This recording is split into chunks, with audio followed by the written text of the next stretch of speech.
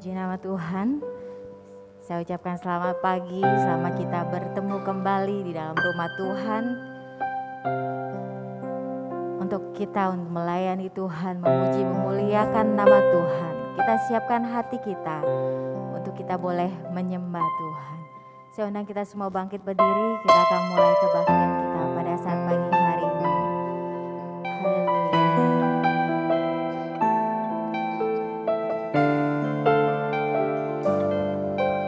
Kita angkat pujian mulia, mulia.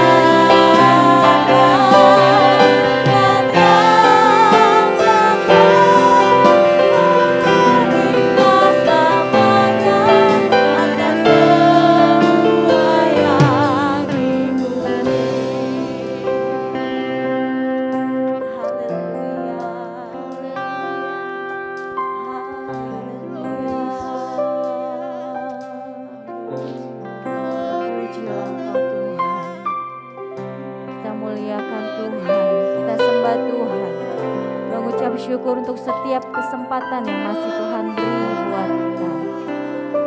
Terima kasih Tuhan, terima kasih Yesus.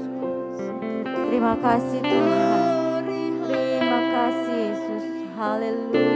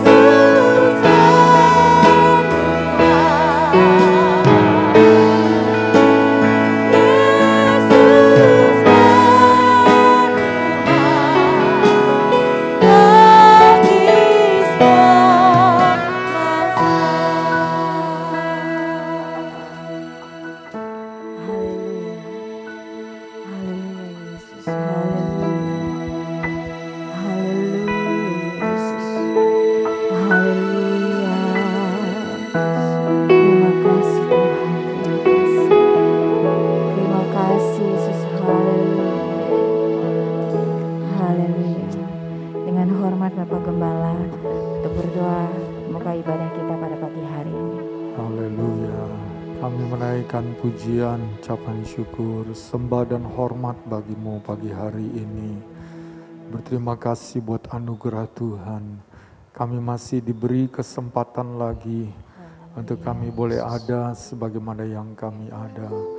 Waktu inilah kami datang kepadamu dalam rumahmu untuk kami boleh memuji, menyembah, melayani, beribadah kepada Engkau.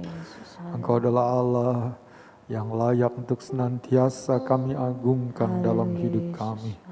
Terima kasih Tuhan, tiada terukur dan tiada terkira besarnya apa yang Kau telah kerjakan bagi kami.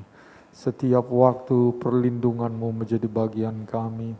Setiap waktu pemeliharaan begitu nyata dan kami nikmati.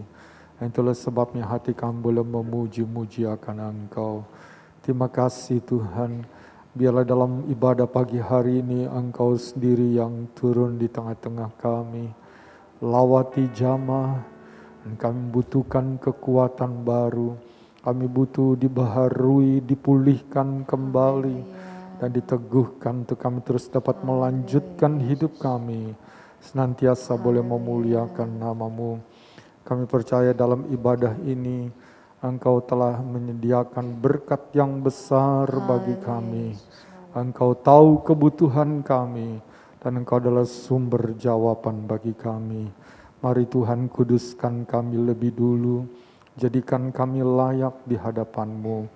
Ampuni dosa, kesalahan, pelanggaran, hal-hal yang tidak berkenan di mata-Mu, supaya ibadah yang dikerjakan sungguh menjadi persembahan yang harum dan menyukakan hati Engkau sendiri. Kami berdoa kalau ada pekerjaan kuasa roh di udara, kuasa jahat mau mengganggu ibadah ini, kami tolak dan patahkan dalam nama Yesus. Dan biar ada kebebasan penuh dalam hati dan jiwa kami untuk memuji dan menyembahkan Engkau. Berdoa buat umat-Mu yang lain, Engkau juga hantar mereka. Kami boleh bersama-sama memuji, memuliakan Tuhan. Terima kasih Tuhan, kami akan memulaikan ibadah pada pagi hari ini. Dan kami mengucap syukur dalam nama Tuhan Yesus Kristus, Juru Selamat kami yang hidup. Haleluya. Amin. Haleluya. Saya persilakan untuk Bapak Ibu saudara sekalian untuk duduk. Ada haleluya. Dengarnya saya kurang kencang ya. Sekali lagi boleh. Ada haleluya. Ada haleluya. Haleluya.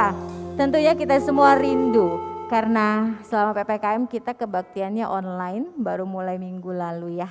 Kita rindu untuk diam di dalam rumah Tuhan, memuji, membesarkan nama Tuhan, meninggikan nama Tuhan. Kita angkat pujian, aku ingin selalu berada di hadirat Tuhan. Haleluya. Haleluya.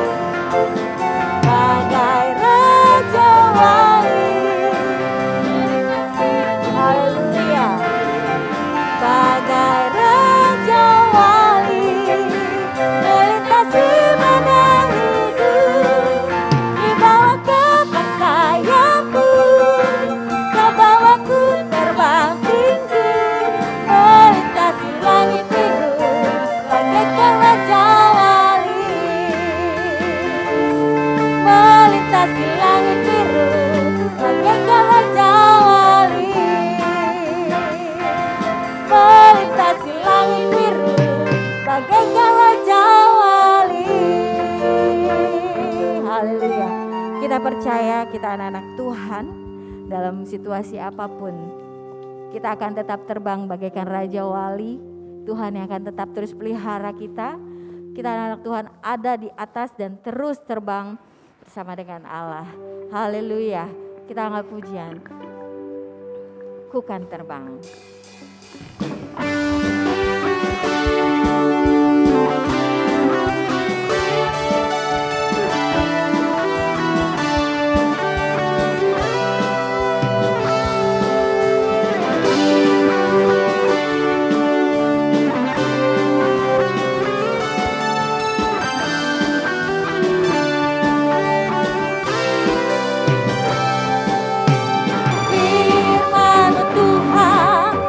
Bagi kakiku, janjimu terang bagi jalan-jalanku, kebenaranmu menuntun setiap hari. Ku menantikanmu, beri kekuatan baru. Firman-Mu Tuhan, kita bagi kakiku.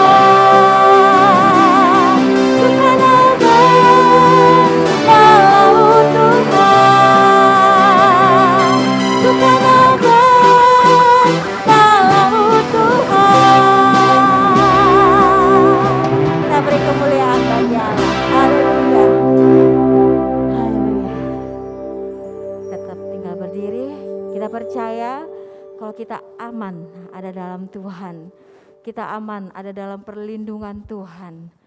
Meskipun suasana saat ini sangat mencekam dengan virus corona, tapi kita yakin dan percaya pemeliharaan Tuhan ada bersama dengan kita. Pertolongan, perlindungan Tuhan ada bersama dengan kita. Tuhan akan memberikan kekuatan bagi kita. Cukup kita percaya saja, Tuhan ada bersama dengan kita. Haleluya. Kita mau siapkan hati kita. Kita mau terima firman Tuhan. Akan menjadi kekuatan dalam hidup kita. Penolong, pegangan dalam hidup kita untuk kita menghadapi hari-hari kita saat ini. Haleluya Yesus, haleluya.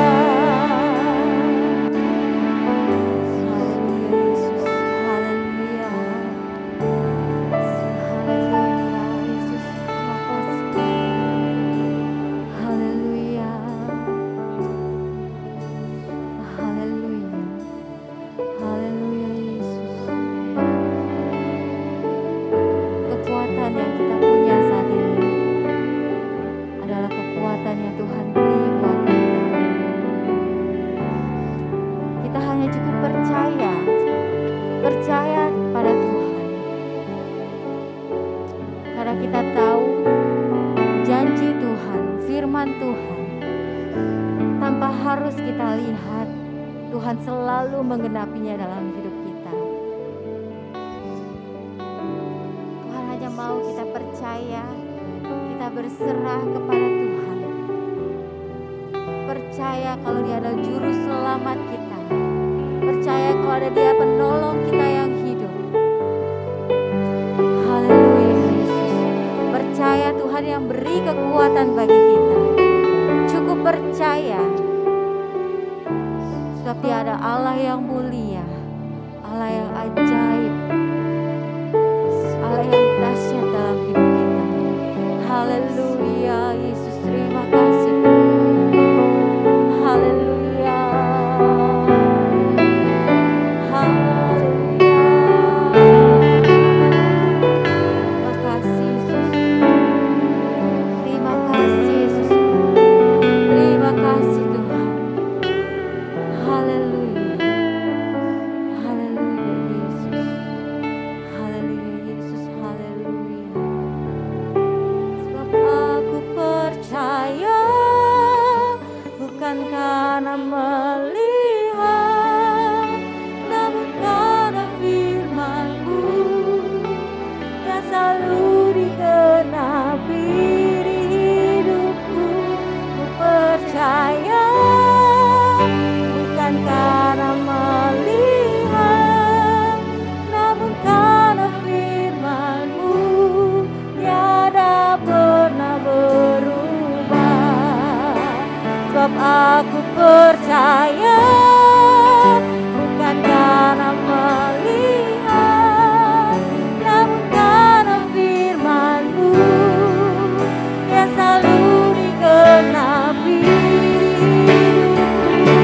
Percaya bukan karena melihat, namun karena firman-Mu tiada pernah berubah.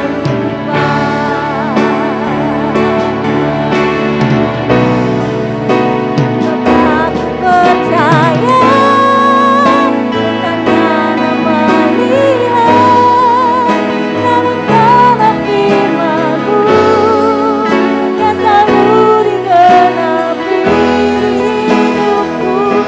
Percaya bukan karena melihat, namun karena firman-Mu tiada pernah berubah.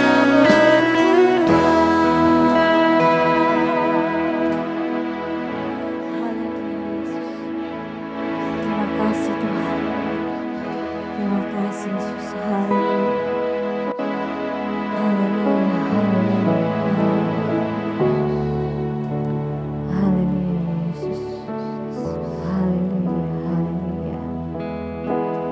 Haleluya. Dengan kasih Tuhan, nanti saudari Gentry berdoa untuk firman Tuhan.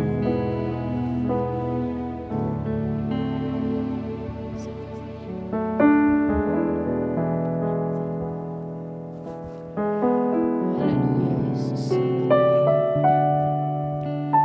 Kami percaya Tuhan, janji-Mu ya dan amin dalam hidup kami Tuhan. Kami percaya bukan karena kami melihat, tetapi karena kami memiliki iman kepada Engkau ya Tuhan. Kamu percaya Tuhan Yesus, dan kami menaruh harap kami sepenuhnya di dalam tangan-Mu ya Tuhan. Haleluya Yesus. Kekuatan kami hanya ada di dalam Engkau ya Tuhan Yesus. Pertolongan kami hanya ada di dalam Engkau ya Tuhan. Haleluya. Kami kuat karena Tuhan yang ada bersama-sama dengan kami Tuhan. Kami mampu menjalani hari-hari ini karena kekuatan Roh Kudus-Mu yang membuat kami mampu Tuhan. Kamu bersyukur Tuhan, kami memiliki Allah yang tidak pernah meninggalkan kami Tuhan. Engkau tidak pernah melepaskan tangan kami. Engkau tidak pernah membiarkan kami Tuhan, tetapi Engkau setia bagi kami. Kasih dan anugerah-Mu selalu kami alami dalam hidup kami ya Tuhan. Terima kasih Bapa di surga, terima kasih Tuhan. Kamu bersyukur buat pagi hari yang indah ini Tuhan. Kembali kami boleh memuji dan memuliakan nama Tuhan.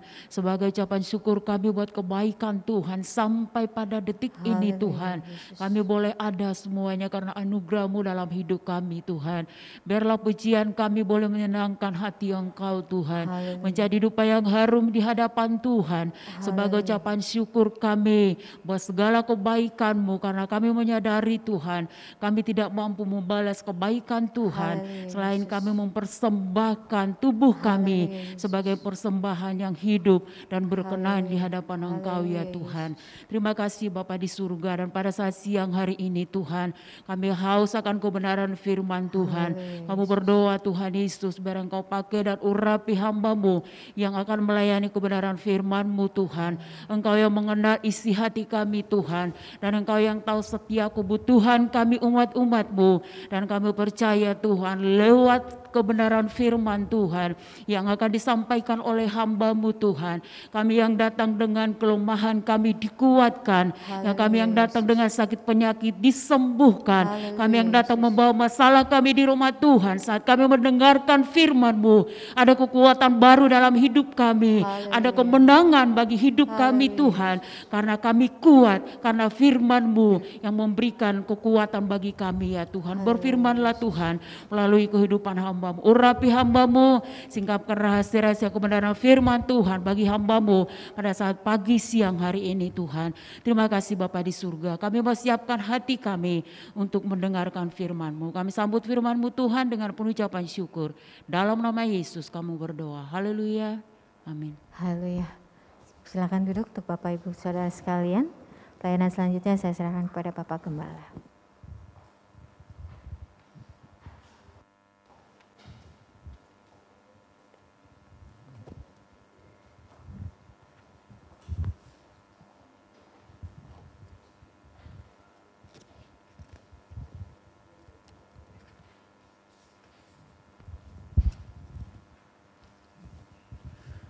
Puji Tuhan, saya mengucapkan selamat pagi, selamat kita kembali beribadah bersama-sama dalam satu ibadah yang lebih leluasa daripada yang lalu, tetapi dengan peningkatan adanya protokol kesehatan yang lebih ketat lagi yang dimintakan untuk kita menjalaninya. Kita perlu terus berdoa supaya situasi yang seperti ini dapat segera berakhir, sehingga dalam kita beribadah kita sungguh dapat menikmati kebebasan yang sesungguhnya. Nah, pagi hari ini kita akan melihat beberapa ayat dari pernyataan Yesus kepada orang-orang yang percaya kepadanya. Saya ajak saudara kita membuka dalam kitab Injil Yohanes pasal yang ke-8. Kita membaca ayat yang ke-30 sampai ayat yang ke-36. Yohanes pasal yang ke-8 ayat yang ke-30, sudah mari kita berdiri bersama-sama. Ayat yang ke-30 sampai ayat yang ke-36. Bunyinya demikian.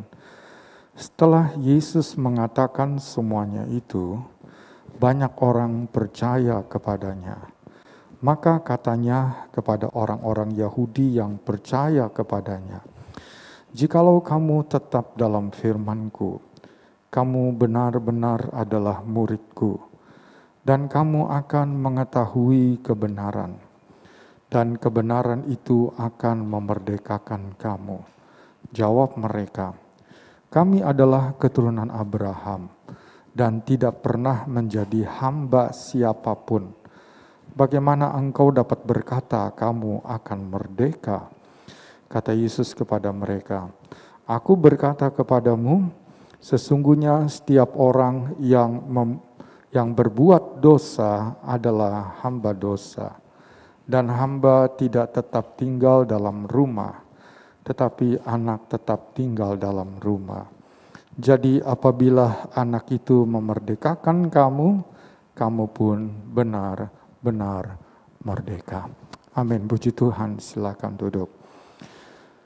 Pernyataan Yesus di sini, kalau kita melihat, maka isi atau intisari dari apa yang Yesus sampaikan kepada orang banyak adalah tentang bagaimana seseorang mengalami proses kemerdekaan dari dosa.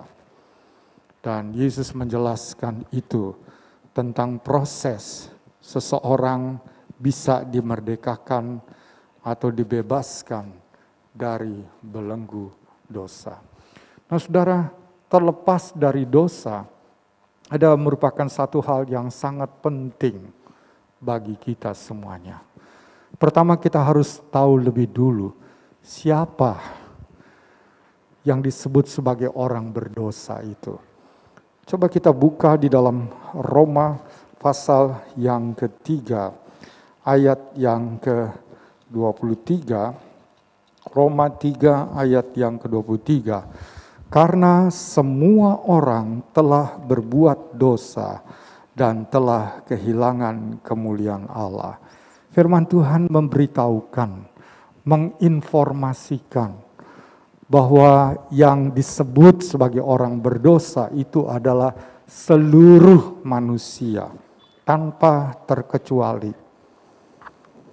Jadi dari hal ini kita harus menyadari semua manusia yang ada di dunia, di bumi ini adalah di mata Allah masuk dalam golongan orang yang berdosa dan kehilangan kemuliaan Allah. Datanglah sebuah pertanyaan, mengapa ini bisa terjadi? Mengapa semua manusia dimasukkan dalam golongan orang berdosa? Mungkin ada yang akan berkata, saya belum pernah buat kesalahan, saya tidak pernah menipu orang, saya tidak pernah ada niat jahat kepada orang, kok kenapa saya dimasukkan sebagai orang atau bagian dari golongan orang yang berdosa? Nggak salah ini. Nah, kira-kira begitu kita bertanya. Coba kita buka lebih lanjut lagi dalam Roma 5 sekarang, saudara. Kita baca ayat yang ke-12. Roma 5 ayat yang ke-12. Sebab itu sama seperti dosa telah masuk ke dalam dunia oleh satu orang, dan oleh dosa itu juga maut. Demikianlah maut itu telah menjalar kepada semua orang, karena semua orang telah berbuat dosa.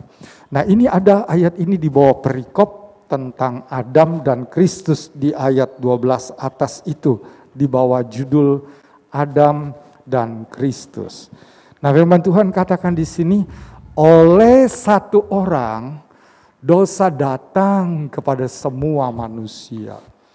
Dan dosa itu berakibat kepada maut. Maut artinya terpisah dari Allah. Dan kalau seseorang itu terpisah dari Allah, Allah ada di sorga. Hanya ada satu tempat lagi di luar sorga, yaitu penghukuman yang kekal di neraka untuk selama-lamanya. Akibatnya serius, saudara. Akibat dosa itu serius. Dan kenapa kok semua orang menjadi atau dimasukkan, dihisapkan, digolongkan sebagai orang berdosa? Karena satu orang dikatakan begitu. Dan satu orang yang dimaksud di sini adalah nenek moyang dari semua manusia, yaitu Adam dan Hawa yang telah berdosa. Suratan Yohanes katakan dosa adalah pelanggaran kepada firman Allah, kepada perintah Allah. Ketika nenek moyang seluruh manusia ditaruh di Taman Eden, maka ada satu perintah, ada satu firman yang diberi pada mereka. Mereka tidak boleh makan buah yang terlarang. Tapi kemudian oleh karena bujukan iblis, mereka memakan buah itu. Artinya, mereka melanggar perintah itu, mereka melanggar firman. Dan kalau dosa adalah pelanggaran kepada firman dan perintah Allah, nenek moyang manusia telah jatuh dalam dosa. Dan akibatnya kita lihat di sini seperti ayat 12 dalam Roma pasal yang kelima ini.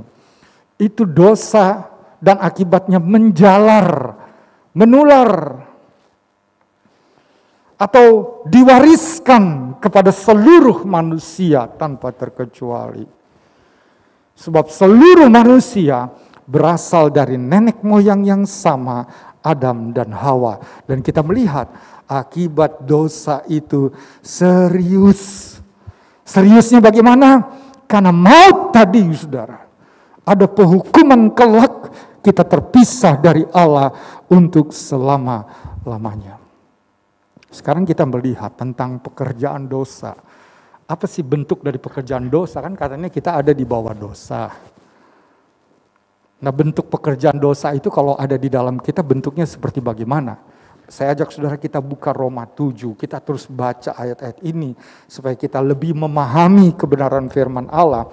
Roma 7 ayat 18 sampai ayat yang ke-20 bunyinya begini. Sebab aku tahu bahwa di dalam aku, yaitu di dalam aku sebagai manusia, tidak ada sesuatu yang baik. Sebab kehendak memang ada di dalam aku, tetapi bukan hal berbuat apa yang baik. Sebab bukan apa yang aku kehendaki, yaitu yang baik yang aku perbuat, melainkan apa yang tidak aku kehendaki, yaitu yang jahat yang aku perbuat. Jadi jika aku berbuat apa yang tidak aku kehendaki, maka bukan lagi aku yang memperbuatnya, tetapi dosa yang diam di dalam aku. Nah, dosa yang diwariskan dan ada dalam setiap manusia itu kita baca di sini, dosa itulah yang mendorong manusia melakukan perbuatan jahat.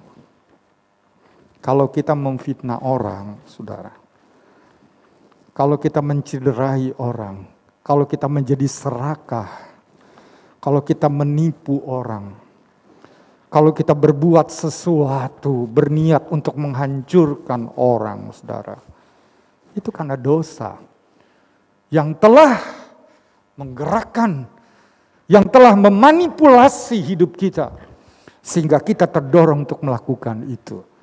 Kalau kita segera sadar itu baik, saudara. Kain dan Habel ketika mereka memberikan korban kepada Tuhan, Habel korbannya diterima, Kain tidak diterima. Lalu Allah melihat Habel mulai panas. Bagi dia Allah tidak adil. Allah itu adalah Allah yang membuat anak emas, dan ada anak emas dan ada bukan anak emas. Kira-kira begitu pandangannya, saudara. Itu menyebabkan kesebalan di dalam hatinya. Rasa tidak sukanya membuncah dalam kemarahan dia. Lalu Allah berkata begitu kalau saudara baca di Kejadian 4. Hai Kain, dosa mengintip di depan pintu. Tapi engkau harus berkuasa atasnya. Jangan terbujuk, jangan dikendalikan, jangan disetir oleh dosa. Nanti kalau engkau disetir oleh dosa, maka engkau akan berbuat dosa. Nah saudara, Kain tidak sadar itu, dan dia membiarkan hatinya terus dikuasai rasa panas dan kemarahannya. Akhirnya dia bunuh Habel. Dosa menghasilkan kejahatan. Hati-hati. Kita harus waspada tentang hal ini, karena semua manusia ada di bawah dosa. Ada orang yang kita tidak pernah sangka orang ini baik, tapi kemudian dia melakukan kejahatan yang mengerikan. Saya melihat berita, saudara, di Banten. Ada seorang dokter wanita umur 30 tahun. Dan dia membakar satu rumah yang ada seorang bapak dan ibu, mungkin cucu atau anaknya. Lalu orang itu tewas di dalam, saudara. Mungkin ini adalah dia kemudian dimasukkan dalam pengadilan di daerah Banten dan terancam hukumannya mati. Karena disebut dia sebagai pembunuh berencana. Ini dokter, saudara. Ini orang cendekiawan. Ini yang seharusnya bisa menggunakan akal sehat. Tetapi ketika dosa telah menguasai dia, maka kejahatanlah yang dilakukannya. Itu yang kita lihat di sini, saudara. Jadi kita melihat hal dosa ini adalah sesuatu yang harus dibereskan. Itu merupakan satu hal yang penting. Karena itu tadi, dosa itu dalam perbuatan dan tindakannya menghasilkan kejahatan. Dan hukumannya adalah maut. Terpisah dari Allah, masuk dalam penghukuman yang kekal. Hati-hati saudara tentang hal ini. Oleh sebab itulah Maka tadi dalam satu topik khusus Yesus memberitahukan tentang bagaimana proses kemerdekaan dari dosa bisa terjadi dalam hidup kita. Mari kita kembali kepada Yohanes pasal yang ke-8 tadi. Kita melihat 3 dan 4 saudara. Kita melihat langkah di mana dosa bisa dibereskan dari kehidupan kita. Pertama kita baca dulu pasal yang ke-8 tadi ayat 30. Maka bunyinya begini. Setelah Yesus mengatakan semuanya itu, banyak orang percaya kepadanya. Perhatikan. Setelah Yesus mengatakan, setelah Yesus berfirman, setelah Yesus bersabda, setelah Yesus berbicara, setelah Yesus menyampaikan kata-katanya, maka ada orang yang percaya. Artinya perkataan Tuhan itu diterima. Dan kata percaya di sini mengandung arti, percaya di sini saudara ya, mengandung arti perkataan Yesus itu dijadikan pegangan. Diterima, dijadikan pegangan, dijadikan pedoman, dijadikan way of life, jalan hidup, dijadikan petunjuk yang dituruti. Jadi dari sini mulainya. Bagaimana proses kemerdekaan dari dosa itu bisa terjadi. Pertama, karena mereka mendengar firman dan percaya. Dari situ dulu, saudara. Kalau kita dengar firman, kita terima dan kita percaya. Kita bukan sekedar menjadikan dia pengetahuan dan sekedar menjadi sebuah teori baru untuk kita bawa dan kita perdebatkan dengan orang. Nggak ada artinya firman Tuhan diperdebatkan, saudara. Tapi firman Tuhan itu untuk diterima, untuk dipercayai, dan dilakukan. Nah itu saudara. Jadi kita lihat di sini yang pertama adalah dari mana proses kemerdekaan itu dimulai. Dari karena seseorang mendengar firman, lalu percaya. Dia jadikan firman itu menjadi pegangan hidupnya. Itu kita melihat di sini saudara. Jadi sebelumnya yang menjadi pegangan mereka, yang menjadi pandangan, yang menjadi way of life mereka itu bukan firman tadinya. Yang menjadi pegangan mereka itu adalah berdasarkan pikiran mereka, berdasarkan kesukaan mereka, berdasarkan keinginan daging mereka. Dan itulah yang terjadi pada diri kita. Tanpa ada terang dari Tuhan, tanpa ada firman, maka kita merasa bahwa pikiran saya ini benar. Kesukaan saya benar, keinginan saya ini benar. Tapi kita tidak tahu bahwa itu tidak sesuai dengan firman Allah. Hati-hati tentang hal ini. Kita bersyukur karena Tuhan memberikan firman. Firman itulah yang menyebabkan kita terbuka nanti kita melihat di sana. Lalu kita mulai change. Kita mulai ubah. Aku tidak mau lagi hidup sesuai dengan keinginanku. Aku tidak mau lagi hidup menurut kesukaanku. Tapi aku mau pegang firman ini. Aku mau jadikan inilah sebagai tuntunan hidupku. Guidance of my life. Kira-kira begitu, saudara. Kalau kita mau dimerdekakan dari dosa, mulai dari ini dulu. Dengar firman Tuhan. Percaya. Terima dan jadikan itu sebagai satu pegangan. Langkah yang kedua, ayat 31. Maka katanya kepada orang-orang Yahudi yang percaya kepadanya, jikalau kamu tetap dalam firman-Ku, kamu benar-benar adalah murid-Ku. Ini bagi orang yang telah percaya. Bagi orang yang telah menjadikan firman sebagai pegangan hidupnya. Yang diikuti, yang ditaati, yang dipatuhi olehnya. Maka Tuhan Yesus katakan, jikalau kamu tetap,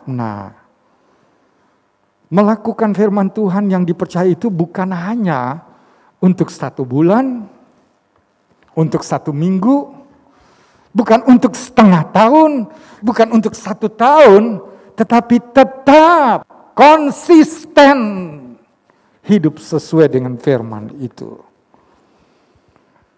Berpegang teguh kepada firman Tuhan atau tekun memegang firman Tuhan itu. Dan kalau kita lakukan itu, kita tekun, kita konsisten hidup sesuai dengan firman Allah, maka di sini dikatakan barulah kita disebut sebagai murid. Murid adalah seseorang yang belajar dari seorang guru dan dia mengikuti ajaran dan cara hidup dari guru itu. Guru kita adalah Yesus Kristus yang dinyatakan lewat firman-Nya. Kalau kita murid Tuhan, itu berarti kita belajar dari firman-Nya dan kita mengikuti firman-Nya dan mengikuti teladannya. Yesus adalah guru sekaligus menjadi teladan bagi kita. Dia adalah role model bagi kita. Selama ini siapa yang saudara jadikan teladan? Tokoh yang hebatkah di dunia ini? Atau siapapun? Maka kalau kita belajar, sekalipun juga tokoh iman, saudara, kita selalu bisa melihat ada kekurangannya, ada kesalahannya, ada kelemahannya, ada titik-titik hitam dari dirinya. Karena dia masih manusia yang sama dengan kita, ada benih dosa dalam hidupnya. Lihat Musa, ada. Lihat Abraham, ada. Lihat Daud, ada. Mereka menjadi contoh bagi kita tentang bagaimana di dalam mereka tersandung dalam kesalahan, mereka bangkit dan memperbaiki diri. Di sisi itu kita belajar. Tetapi di dalam kesalahannya, itu jangan kita ikuti di sana. Tapi kalau saudara melihat Yesus, tidak ada dosa pada dia. Itu yang kita bisa melihat. Suratan Korintus katakan dia yang tidak berdosa dijadikan dosa. Yesus tidak berdosa, namun dia disamakan dengan orang berdosa. Sebab waktu itu yang dihukum di kayu salib itu adalah penjahat besar. Yang melanggar hukuman yang over, saudara, dan dia harus dihukumnya. Kan ada hukuman 10 tahun penjara. Dulu mungkin ada hukum cambuk. Ada 3 tahun, 5 tahun, 20 tahun, ada hukum seumur hidup. Tapi kalau hukum di kayu salib, hukuman mati. Itu berarti kejahatannya sudah nggak bisa ditoleransi lagi. Seperti yang ibu dokter ini, saudara, terancam dengan hukuman mati karena dia disebut merencanakan pembunuhan bagi keluarga ini. Mungkin karena tersinggung atau gimana, ada benturan dan dia sakit hati, lalu dia merancang itu, dibakar rumahnya. Bukan hanya rumahnya, tapi yang tinggal di dalamnya pun mati semuanya. Nggak bisa keluar dari kebakaran yang hebat itu.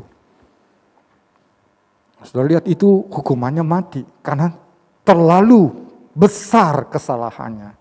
Yesus, saudara, dia harus mati dia harus menerima hukuman mati dengan di kayu salib itu. Bayangkanlah hal ini, saudara. Tidak ada dosa, bahkan kebaikanlah yang dilakukannya, bukan orang sakit disembuhkan. Pernikahan yang hampir hancur karena kehabisan air anggur, dia kerjakan mujizat, selamatlah. Resepsi pernikahan di negeri Kana itu. Angin ribut diteduhkan saat murid-murid ada dan terancam akan tenggelam di sana. Orang lapar diberinya makan sampai kenyang. Orang mati dibangkitkan. Orang yang rusak hidupnya, Yesus bangun kembali dan pulihkan. Menjadi orang yang baik. Orang yang dirasuk setan di Gadara, catatan di kitab Markus pasal yang ke-5. Yang tidur di kuburan, telanjang, pukul-pukul, nggak ada yang bisa kendalikan dia. Lalu Yesus usir setan darinya. Dia menjadi orang yang biasa. Semua penduduk kampung berusaha untuk bisa menangani orang ini, nggak ada yang bisa. Tetapi Yesus datang dan Yesus lepaskan. Mana kejahatan yang Yesus lakukan? Tidak ada. Tetapi dia harus dijadikan sebagai penjahat yang paling besar, paling berdosa, sehingga dia harus disalibkan di sana. Jadi kita lihat di sini, saudara, teladan kita itu Yesus. Kalau kita murid, berarti kita belajar dari dia. Kalau kita belajar dari Abraham misalnya, yang kita pelajari apa dari Abraham? Yang kita pelajari adalah tentang imannya. Tapi jangan ikut seperti dia mengikuti Sarah, ambil istri yang lain kan, karena dia tidak punya anak. Kan gak boleh ya saudara. Itu yang kita lihat di situ bukan. Dan ya ada beberapa lagi dari kesalahan Abraham. Nuh misalnya, kesalahannya ketika dia keluar dari Bahtera, dia jadi petani, berhasil, dia mabok makan anggur. Tuh Nuh, saudara. Orang yang benar. Tapi dia jatuh pada Daud. Wah, Daud lagi, saudara. Orang yang dikasih Tuhan tapi dosanya. Istri orang direbut, suaminya dibiarkan tewas dengan ditaruh di depan. Demi untuk mendapatkan istrinya yang cantik ini, saudara. Ini kita lihat di sini. Kita mau belajar dan kita mau ikuti apa? Kita belajar dari mereka tentang prinsipnya yang benar, tapi ada sisi yang buruknya enggak. Tetapi kalau kita belajar dari Yesus, seluruhnya, all of his life, itu semuanya menjadi teladan bagi kita. Lihat ketika dia berkata begini, serigala mempunyai lubang, burung di udara punya sarang, tapi anak manusia tidak mempunyai tempat untuk menaruh kepalanya. Kita belajar apa di sini? Supaya kita tidak mencintai barang-barang di dunia ini. Harta materi, kekayaan dan segala sesuatu. Kita kelak kita akan tinggalkan. Bolehkah kita punya itu? Oh ya boleh saudara. Bisa membeli yang lebih mewah? Boleh, silakan. Asal caranya benar. Tapi jangan kita terikat dengan itu. Karena kemewahan fasilitas yang kita kejar lalu kita lakukan kesalahan dan dosa di situ. Menipu, laporan palsu, korupsi. Wah. Waktu Yesus katakan anak manusia tidak mempunyai tempat untuk menaruh kepalanya. Dia ingin menunjukkan kedatangan ke dalam dunia itu hanya untuk menyelamatkan manusia. Dunia ini bukanlah tempat, segala fasilitas dan kemewahannya itu bukan tujuan utamanya. Dia jadi teladan bagi kita, saudara. Kita boleh mempunyai pakaian yang bagus, kendaraan yang baik, dan semuanya boleh dengan cara yang baik. Tetapi jangan sampai kita diikat oleh itu. Atau oleh karena untuk hal itu kita sampai melanggar kebenaran. Suatu waktu kita akan tinggalkan semuanya. B.J. Habibie, presiden yang ketiga menggantikan Soeharto karena Soeharto lengser ke Prabon. Diturunkan oleh mahasiswa. Saudara. Menjelang dia mati. Istrinya adalah dokter umum ya. Kalau ini dokter insinyur lulusan Jerman, saudara, Inggris dan profesor Habibie. Semuanya dia punya. Mobil mewahnya, koleksinya banyak. Dia adalah orang Goa ya, kalau nggak salah Sulawesi di situ, atau daerah Sulawesi Selatan lah saudara ya. Dia seorang Muslim. Dia sudah kumpulkan semua. Apa yang dia nggak punya? Dia pernah jadi presiden. Dia sebenarnya mau dijadikan presiden dari perusahaan penerbangan Jerman, Lufthansa. Tapi karena dia adalah orang bukan Jerman, maka dia hanya jadi wakil presiden. Karena kepandaiannya, saudara. Dia adalah ilmuwan konstruksi. Dia bisa membuat matematika tentang konstruksi bagaimana menghadapi aerodinamis di luar, dan itu luar biasa. Kemarin ini saya diajak untuk bertemu dengan seorang dokter yang waduh brilian sekali, saudara. Dia dosen di Amerika. Dan dia sekali raih gelar 2, 3. Bukan hanya 1, dia ambil 2, 3 jurusan sekaligus dan semuanya lulus dia. Dan itu sangat luar biasa.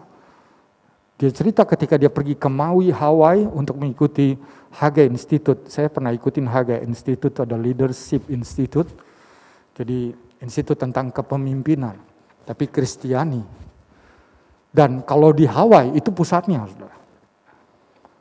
Dan dia pernah pergi ke sana karena diminta kamu pergi. Ya udah, dia pergi ke sana, saudara. Padahal dia nih dokter dan hebat nih, saudara. Dia datang ke sana. Lalu mereka tahu nih, wah ada dosen dari Amerika di sini nih.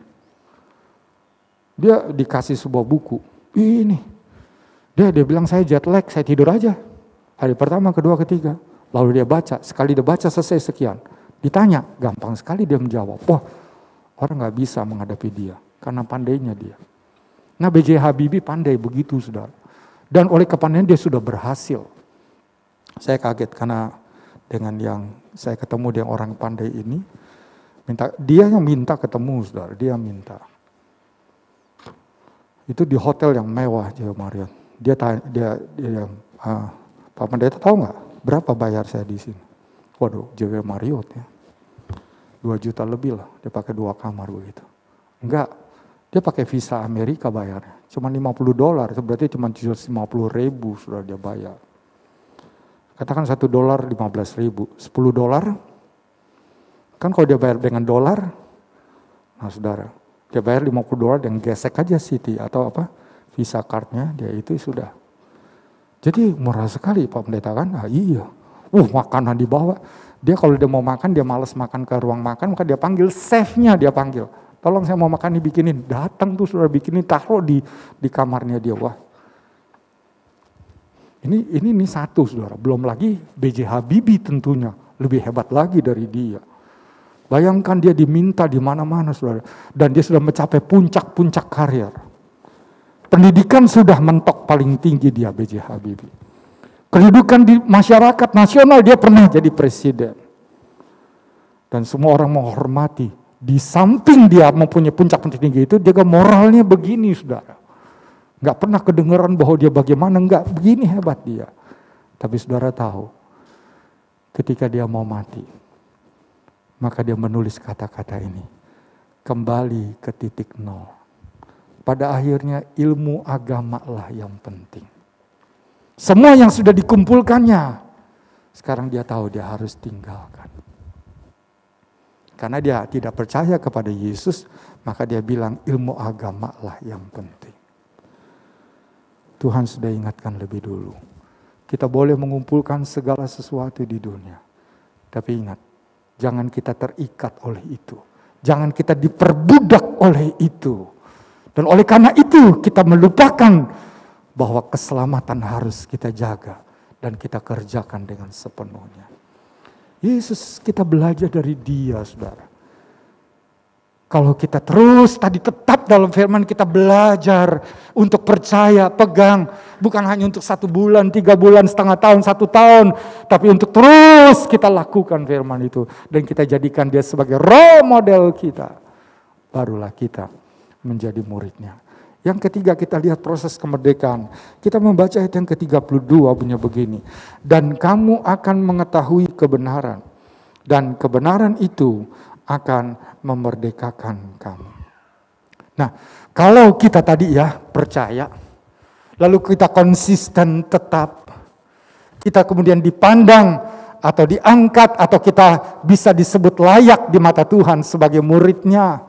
Karena kita mengikuti semua yang diajarkannya dan teladan hidupnya kita ikuti. Maka di sini dikatakan lebih lanjut, maka kita akan mengetahui kebenaran. Kata mengetahui di sini, mata kita mulai terbuka. Sehingga mata pengertian kita mulai mengerti. Oh, ini kebenaran yang sejati. Selama ini kita merasa benar dengan pandangan kita sendiri. Kita merasa benar dengan pilihan kita sendiri. Kita merasa benar dengan cara berpikir kita sendiri.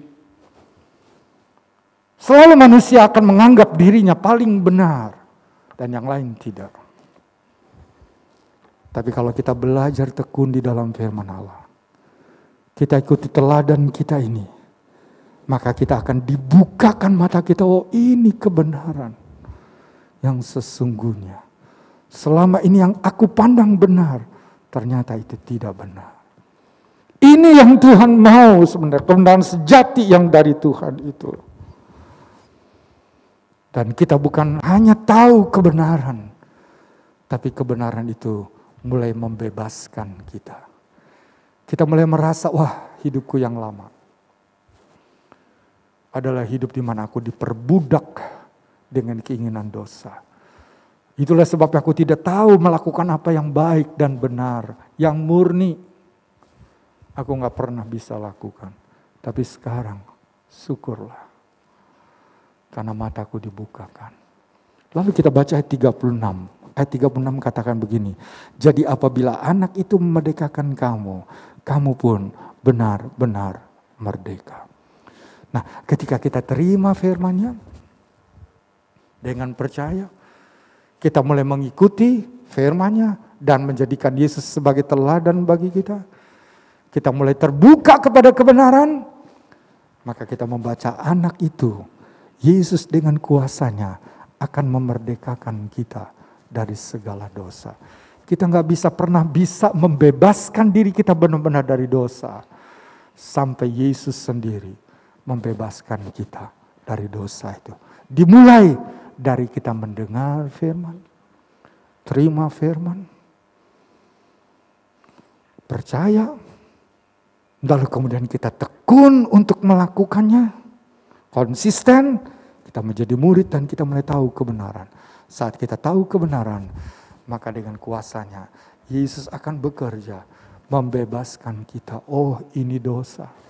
Oh, ini tidak boleh. Hidup yang seperti ini, perbuatanku yang seperti ini, pikiranku seperti ini, kebiasaanku seperti ini, kesukaanku seperti ini tidak boleh, ini tidak benar di mata Tuhan. Dan saudara, mari kita melihat ada 3 hasil dari kemerdekaan rohani kalau itu terjadi pada kita. Hasil yang pertama adalah kita akan mendapatkan kelegaan pada jiwa. Kita akan mulai terbebas dari belenggu dosa itu. Yesus katakan, datang padaku, aku akan memberikan kelegaan. Dia akan berikan kelegaan pada kita. Itu yang pertama, hasil kemerdekaan rohani. Hasil kemerdekaan rohani yang kedua adalah kita akan memiliki akses interaksi, yaitu hubungan yang hidup. Hubungan yang terbuka dengan Allah di sorga. Kenapa? Sebab Yesaya 59, mari kita baca di sini. Yesaya 59, ayat yang pertama dan kedua. Sesungguhnya tangan Tuhan tidak kurang panjang untuk menyelamatkan, dan pendengarannya tidak kurang tajam untuk mendengar. Tetapi yang merupakan pemisah antara kamu dan Allahmu ialah segala kejahatanmu. Dan yang membuat dia menyembunyikan diri terhadap kamu sehingga ia tidak mendengar ialah segala dosamu. Jadi selama ini saudara, kalau tidak ada akses bagi kita untuk membangun hubungan dan Allah menutup pintu, kita tidak merasakan ada kontak kita dengan Dia yang ada di sorga itu, karena ada dosa di sana. Tapi setelah kita dimerdekakan dari dosa, kita memiliki kemerdekaan rohani, akses terbuka, kita bisa berdoa, dan Dia di sana mendengar, menjawab doa kita, karena kita sudah dilepaskan dari dosa. Penghambat hubungan kita, penghalang hubungan kita dengan Allah telah disingkirkan, karena kita telah bebas dari dosa. Dan yang terakhir, yang ketiga, hasil dari kemerdekaan. Pertama, kelegaan dalam jiwa. Yang kedua adalah akses hubungan kita dengan Dia menjadi hidup dan terbuka. Dan yang ketiga adalah mendapat kepastian untuk mewarisi hidup yang kekal dengan selalu membangun hubungan dengan Yesus ini. Mari kita melihat ayat yang terakhir. Dalam 1 Yohanes pasal yang kelima. 1 Yohanes pasal yang kelima, ayat yang ke-11. 1 Yohanes 5 ayat yang ke-11 bunyi begini. Dan inilah kesaksian itu, Allah telah mengaruniakan hidup yang kekal kepada kita, dan hidup itu ada di dalam Anak-Nya. Allah mengaruniakan hidup yang kekal, hidup itu ada dalam Anak-Nya. Anak Allah adalah Yesus. Ini bukan berarti Allah beranak, tidak, salah saudara. Itu adalah sebutan. Suratan Roma katakan seseorang yang bisa bangkit sendiri dari kematiannya, dia disebut sebagai anak Allah. Hanya Allah yang bisa bangkit. Nah, itulah dia disebut sebagai anak Allah di sana. Dan perhatikan di sini, kita memiliki kepastian hidup yang kekal karena kita telah percaya kepada Anak-Nya. Kita menerima Yesus itu dalam hidup kita. Dan ini akan menjadi kepastian kalau kita terus membangun hubungan dengan Dia. Jangan saudara merasa puas. Hari ini aku telah dengar firman. Hari ini aku telah dibebaskan. Hari ini aku telah menjadi miliknya. Hari ini aku telah menjadi Anak-Nya. Puji Tuhan. Aku telah mencapai titik ini. Saudara, pengaruh dunia.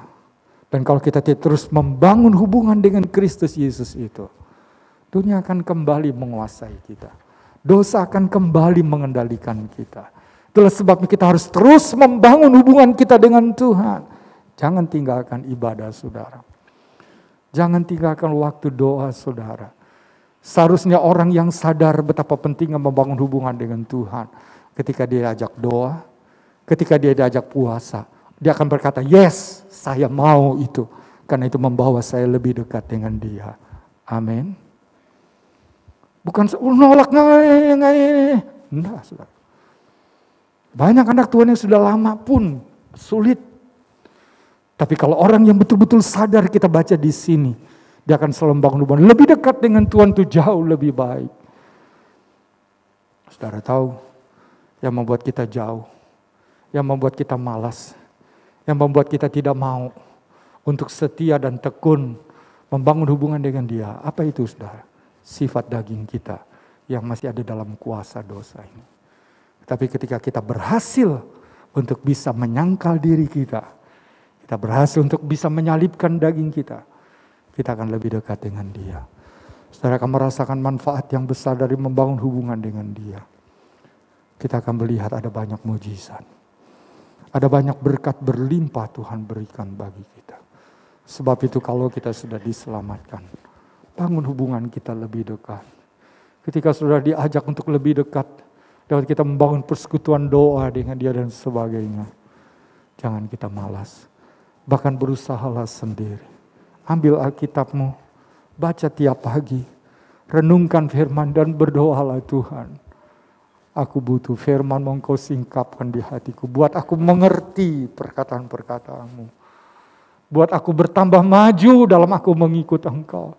Sempurnakan hidupku yang tidak sempurna. Karena firman-Mu itu menyempurnakan aku. Bangun aku terus Tuhan. Untuk hidup sesuai dengan kehendak-Mu. Biar aku boleh meninggalkan sifat dagingku. Dan aku menjadi lebih berkenan. Lebih mulia di mata-Mu. Saudara kita lihat di sini. Begitulah proses kemerdekaan dari dosa bisa terjadi. Dengan hasil dari kemerdekaan yang luar biasa itu saudara. Dan kita melihat tadi dosa itu penting untuk dibereskan bukan? Karena akibatnya pada maut. Dosa itu menyebabkan kita seringkali melakukan kejahatan. Baik sadar nggak sadar kita sudah lakukan itu saudara.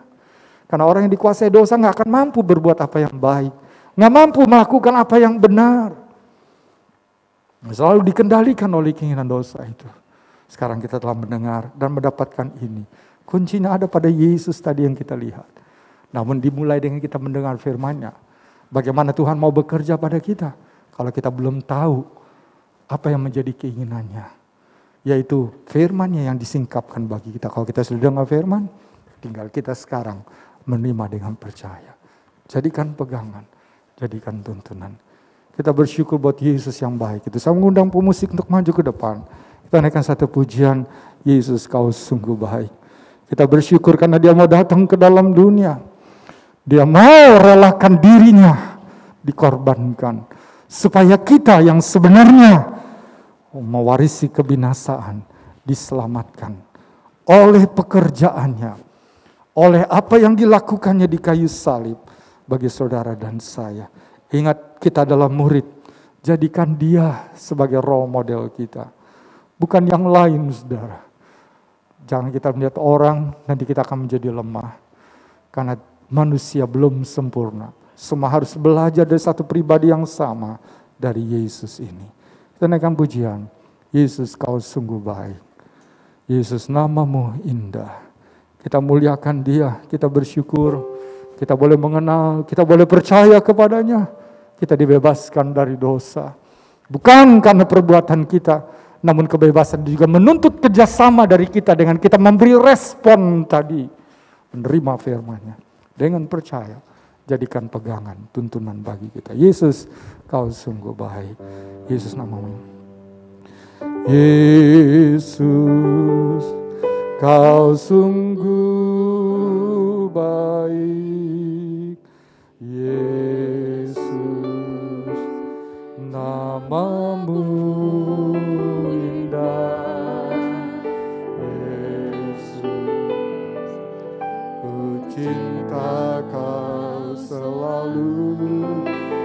tinggikan, ku agungkan selamanya. Yesus, Kau sungguh baik. Yesus,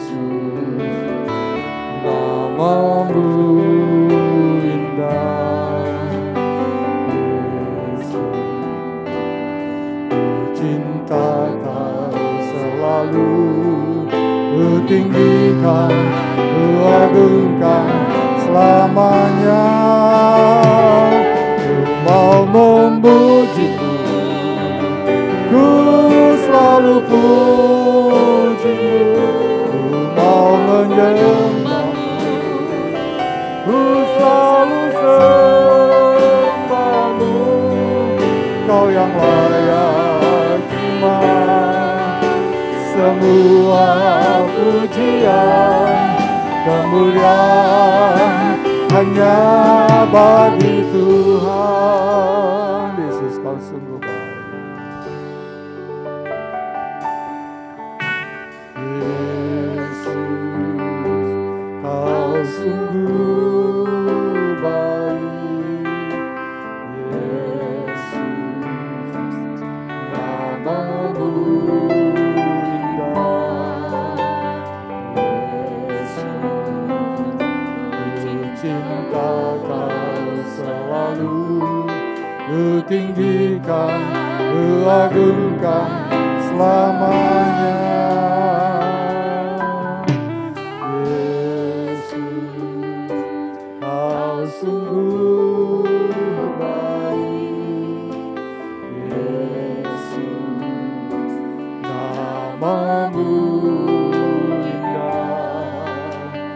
Yesus, ku cinta Kau selalu, ku tinggikan, ku agungkan selamanya. Mau memuji-Mu, ku selalu puji. Mau menyembah-Mu, ku selalu sembah-Mu. Kau yang layak terima semua pujian, kemuliaan hanya bagi-Ku. Mau memuji, mau memuji, ku selalu puji. Ku mau menyembah, ku selalu sembah-Mu. Kau yang layak semua pujian, kemuliaan hanya bagi Tuhan. Pernah bertanya begini kepada orang banyak yang mendengar penyampaian firman-Nya.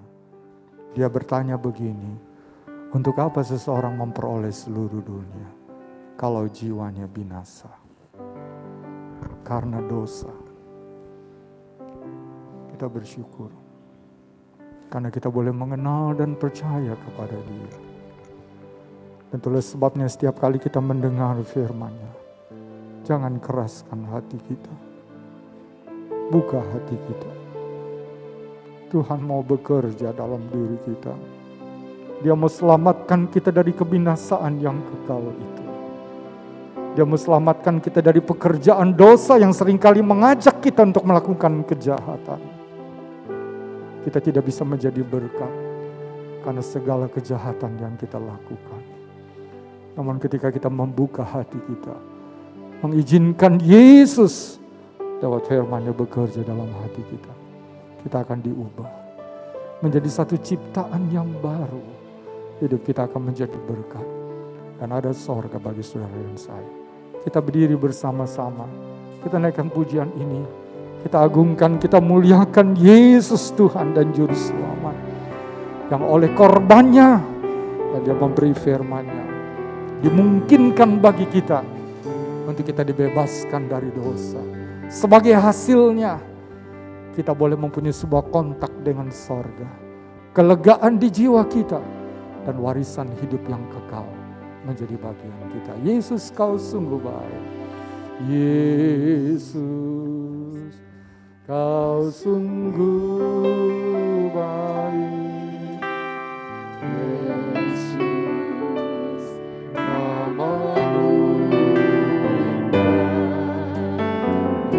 Yesus, ku cinta kau selalu, ku tinggikan, ku agungkan selamanya.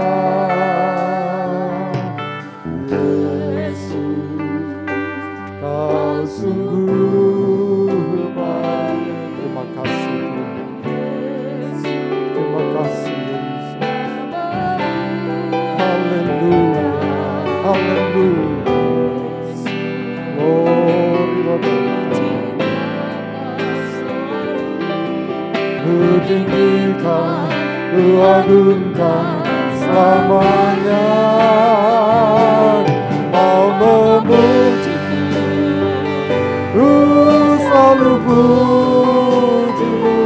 Ku mau menyembah, ku selalu sembah-Mu.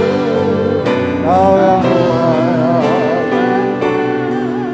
semua pujian, kemuliaan hanya bagi. Lagi naikkan pujian. Yesus, kau sungguh baik. Arahkan hati, arahkan pusat jiwa kita untuk memuliakan Dia. Kau sungguh baik.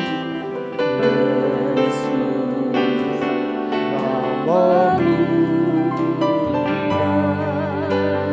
Yesus,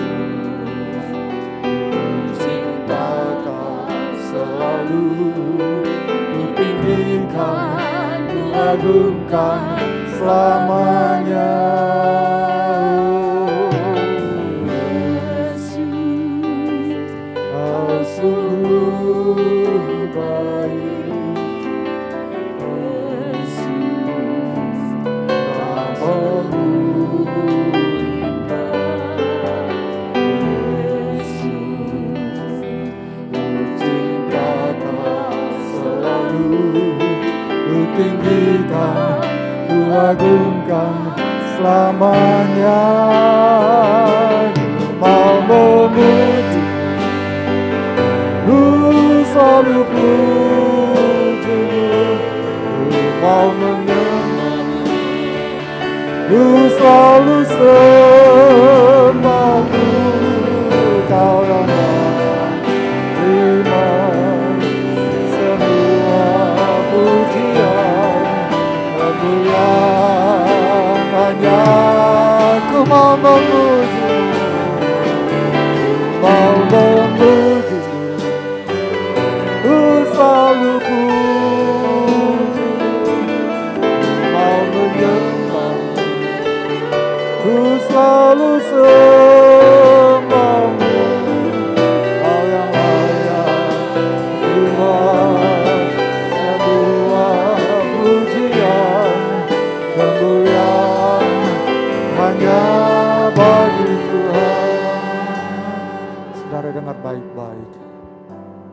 Dosa tidak akan melepaskan orang yang pernah diikat olehnya. Dan ikatan dosa begitu kuat, sehingga manusia sulit untuk membebaskan diri dari hal itu. Dan kalau kita mendengar firman Tuhan pada pagi siang ini, kita tahu bahwa ada hal dosa yang Tuhan mau supaya kita tinggalkan, supaya kita lepaskan. Namun kita tidak berdaya, kita diikat dengan keinginan dosa itu. Memang kita tidak akan mungkin membebaskan diri kita dengan kemampuan dan kekuatan kita. Namun saat kita merespon firman-Nya, Yesus mau datang dalam hati saudara. Dan Dia melepaskan dari ikatan itu. Memberikan kemenangan bagimu. Dan engkau akan memiliki kelegaan dalam mengikut akan Dia. Yang kita perlukan adalah kita membuka hati kita. Izinkan Tuhan dan minta Dia dengan kuasa-Nya membebaskan kita dari ikatan dosa itu. Dan Tuhan akan memberikan kelegaan bagi saudara. Kita naikkan pujian ini lagi 1-2 kali. Dan kita akan berdoa. Kita akan memuliakan Dia. Kita akan mengagungkan Dia.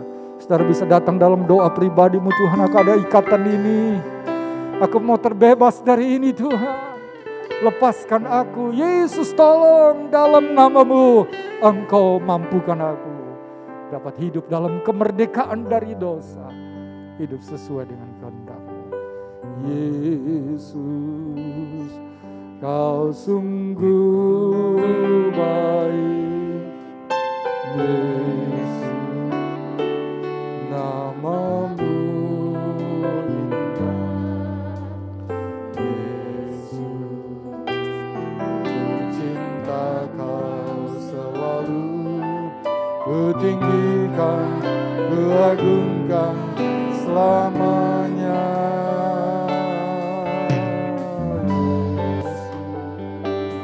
Kau sungguh baik.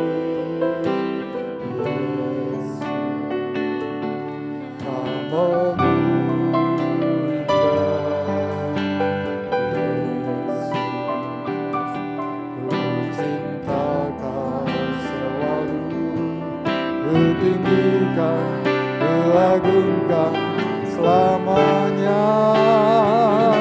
Ku mau memuji, ku selalu puji. Engkau hadir, Engkau hadir, Engkau hadir, mendatangkan pembebasan, mendatangkan kemerdekaan total bagi kita. Hanya lagi kita angkat tangan kanan kita ke atas. Ku mau memuji-Mu, mau memuji. Oh, ku selalu puji, mau memuji. Ku selalu sembah-Mu,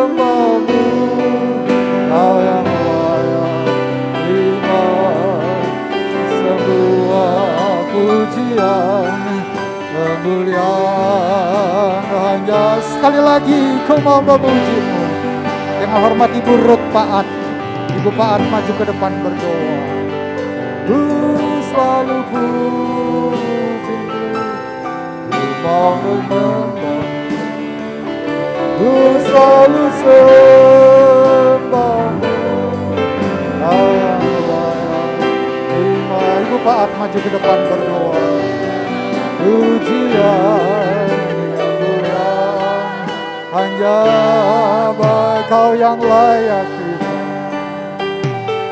Kau yang layak terima semua pujian kemuliaan hanya bagi Tuhan. Haleluya, haleluya, haleluya. Glory, haleluya, haleluya. Segala puji, syukur, hormat kami naikkan kepada-Mu ya Tuhan.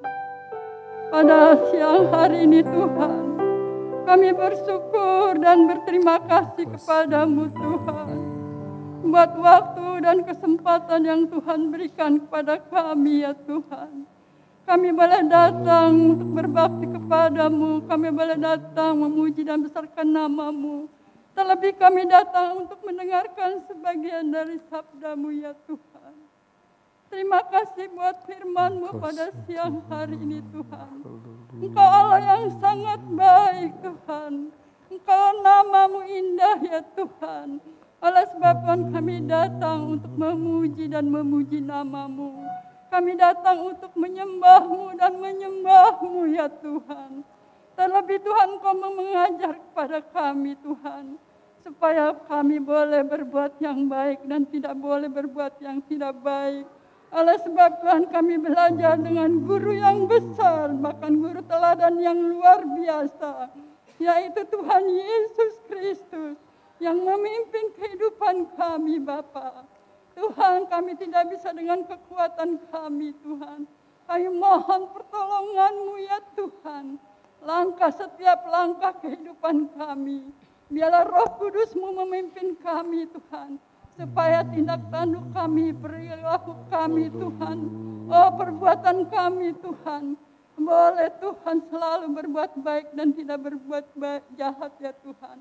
Terima kasih Tuhan, Engkau meteraikan di dalam hati dan jiwa kami firman-Mu ya Tuhan. Terima kasih banyak Tuhan, terima kasih Tuhan. Engkau Allah yang luar biasa, Engkau Allah yang selalu memberikan kekuatan, kemampuan. Hari lepas hari, bahkan sampai saat ini Tuhan. Engkau begitu baik buat kami Tuhan. Engkau menyertai kami Tuhan. Terima kasih banyak Bapa. Terima kasih. Terpujilah Engkau ya Allahku. Terpujilah Engkau ya Tuhanku. Terima kasih Tuhan. Terima kasih. Kami berdoa Tuhan buat Bapak Gembala kami yang sudah berfirman Tuhan pada siang hari ini. Engkau memberkati hamba-Mu Tuhan, Engkau memberkati juga kesehatan dan kekuatan Tuhan. Supaya lebih hari lebih Tuhan, Kau pakai lebih heran untuk membawa kami lebih hari lebih dekat kepadamu, lebih hari lebih mengerti Tuhan. Apa yang menjadi kehendak-Mu di dalam kehidupan kami. Oleh sebab Tuhan hamba mohon pimpinan dan penyertaan-Mu ya Tuhan. Terima kasih Tuhan, ampuni segala kelemahan dan kekurangan kami. Mungkin kami Tuhan telah berbuat yang tidak baik ya Tuhan, hal-hal yang kurang di hadapan-Mu. Biarlah siang hari ini Tuhan, firman-Mu mengajar kami supaya kami lebih hari lebih mengerti lagi Tuhan. Terima kasih Tuhan, terpujilah Engkau punya nama buat selama-lamanya. Tuhan Yesus, kalau sebentar Tuhan, kami akan memberikan persembahan sebelum kami lakukan ya Tuhan. Biarlah Engkau berkati setiap tangan-tangan kami Tuhan. Haleluya, haleluya, terima kasih Tuhan. Glory, haleluya, terima kasih Tuhan. Terpujilah Engkau punya nama buat selama-lamanya. Di dalam nama Tuhan Yesus kami sudah berdoa dan mengucap syukur. Haleluya, amin. Amin, puji Tuhan, saya serahkan.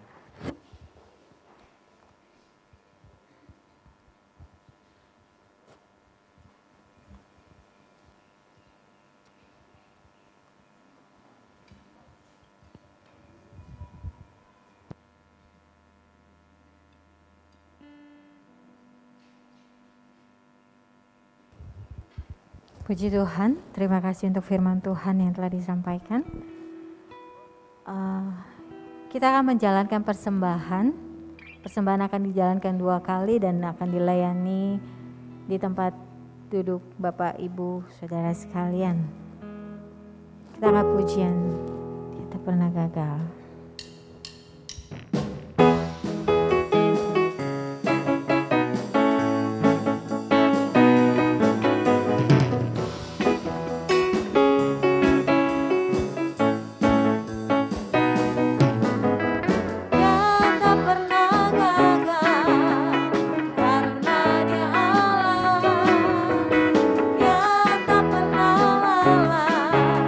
Dia jamin firman-Nya.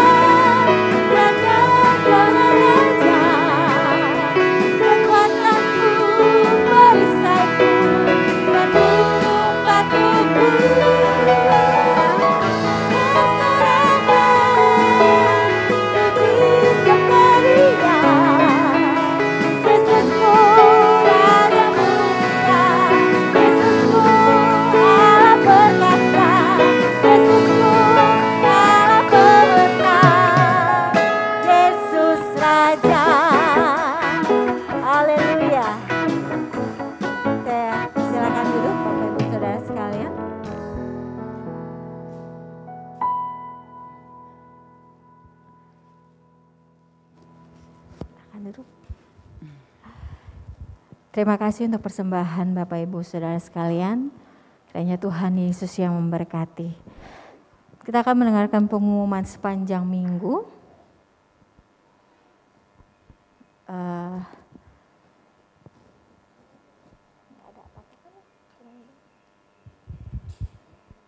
Yang melayani minggu depan, tanggal 29 Agustus, kita kembali ibadah di tempat ini seperti biasa, pukul 10 pagi, hanya dilakukan 1 kali ibadah.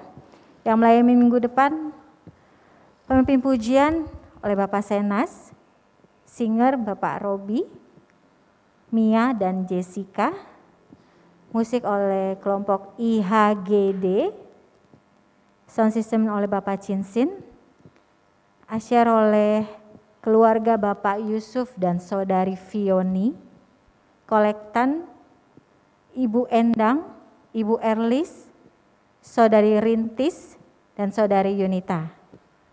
Itu yang akan melayani pada Minggu 29 Agustus 2021.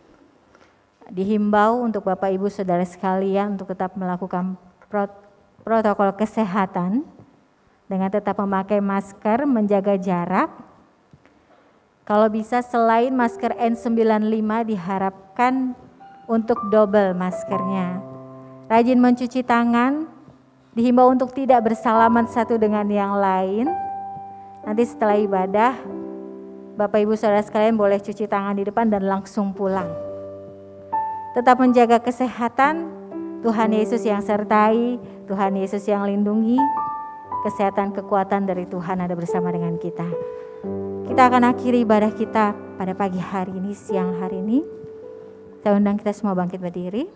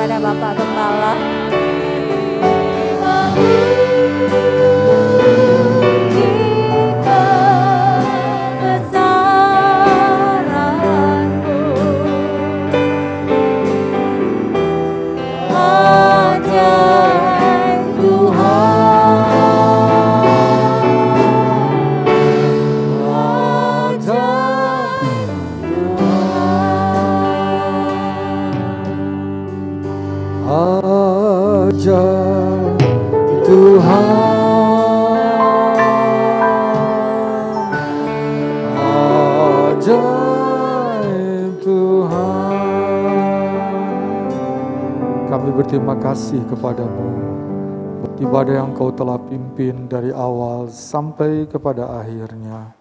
Kami dapat menikmati satu waktu yang indah berada dalam hadirat Allah. Kami boleh lagi dibawa untuk lebih mengerti lagi akan kebenaran-kebenaran-Mu yang akan mendatangkan perubahan dalam hidup kami, menyempurnakan diri kami di hadapan Engkau. Terima kasih buat waktu yang Tuhan masih beri dan doa kami Tuhan, supaya masa yang seperti ini dan lebih baik lagi boleh akan terlaksana di waktu-waktu yang akan datang, sehingga lebih banyak umat-Mu yang akan beribadah. Kami mohon campur tangan-Mu berkaitan dengan pandemi yang ada, biar Engkau limpahkan anugerah-Mu, sehingga sungguh Tuhan pandemi ini dapat teratasi, ada kebebasan dalam kami melakukan aktivitas, khususnya untuk kami beribadah, memuji, membesarkan nama Tuhan. Terima kasih Tuhan, kami berdoa bagi umat-Mu yang hadapi kesulitan berkaitan dengan apa yang sedang terjadi. Tuhan beri pertolongan bagi mereka. Kami doakan bagi mereka yang sakit, nyatakan kuasa-Mu. Kami berdoa untuk Ibu Linda Budiman, istri dari Bapak Senas. Tuhan Engkau jamah, dan Engkau pulihkan dia dari sakit yang dialaminya, sehingga boleh kembali lagi berbakti, dan nama Engkau ditinggikan, nama Engkau dibesarkan dan dimuliakan. Terima kasih Tuhan, mereka yang dalam pergumulan dengan segala sesuatu yang mereka hadapi, biar Engkau campur tangan, dan Engkau memberikan pertolongan, sehingga nama Engkau dipermuliakan. Terima kasih doa kami bagi bangsa dan negara kami. Tuhan selamatkan seluruh Indonesia, biar bangsa ini boleh mengenal dan percaya kepadamu. Doa kami untuk pemerintah yang bekerja, Tuhan menyertai, genggam hati mereka, takut kepadamu Tuhan datangkan, sehingga sungguh Tuhan mereka akan membawa Indonesia lebih baik, lebih maju, dan tidak ada kepentingan pribadi, kelompok, tetapi mereka boleh berjuang untuk kesejahteraan, keadilan, kemakmuran bagi seluruh bangsa. Dan bagi kami gereja mau ada kebebasan. Kami berdoa untuk umat-Mu yang ada di Afghanistan. Tuhan tolong di sana, lindungi dari Tuhan kaum radikal. Demikian juga dengan di Indonesia ini. Biar Engkau mencegah kemauan dan niat dari kaum radikal, supaya apa yang mereka inginkan tidak akan pernah tercapai. Tapi Engkau jamah hati mereka, supaya mereka boleh mengenal jalan-Mu, mengenal Engkau, dan mereka juga boleh diselamatkan. Terima kasih Tuhan, hamba berdoa bagi seluruh jemaat-Mu yang hadir pada siang hari ini. Tuhan menilik kami semua, kami telah beribadah kepadamu, kami pegang janji-Mu, biar Engkau mencurahkan berkat-Mu dari sorga. Berkati setiap umat-Mu yang beribadah bersama-sama. Segala kebutuhan mereka diberkati, kerja usaha, mata pencarian, pendidikan, kehidupan keluarga, kesehatan mereka diberkati, khususnya iman rohani mereka. Tuhan memberkati, semakin mengenal dan bertumbuh dalam kehendak-Mu. Tuhan dipermuliakan dan dibesarkan. Setelah ini kami kembali, Tuhan pimpin sertai kami, damai sejahtera-Mu menjadi bagian kami. Terima kasih Tuhan. Dan sekarang saudaraku, marilah kita kembali ke tempat tujuan kita masing-masing, dengan membawa berkat anugerah dan rahmat dari Allah Bapa di sorga, kasih sayang dan kecintaan dari putranya yang tunggal, Yesus Kristus Tuhan dan Juru Selamat, serta persekutuan, penghantaran, penghiburan, kekuatan, pertolongan, pimpinan Roh Kudus, menyertai kita semuanya, mulai saat ini sampai selama-lamanya. Dalam nama Tuhan Yesus Kristus, kami beribadah pada siang hari ini. Haleluya.